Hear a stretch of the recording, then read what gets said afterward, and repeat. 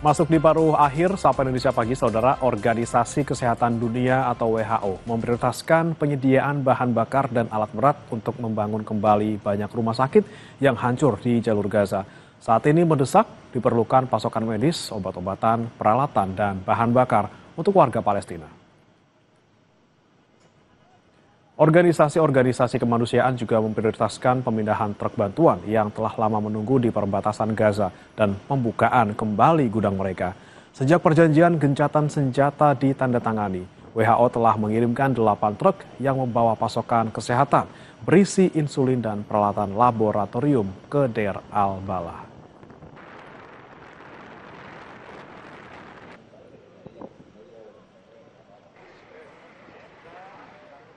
Informasi dari Gaza tadi sekaligus jadi penutup jumpa kita di Sapa Indonesia Pagi. Kami juga ingin mengucapkan selamat ulang tahun kepada Presiden Prabowo Subianto yang hari ini berulang tahun yang ke-74, 17 Oktober 2025 ini. Pas sekali ya di bulan dimana 1 tahun pemerintahannya juga ya.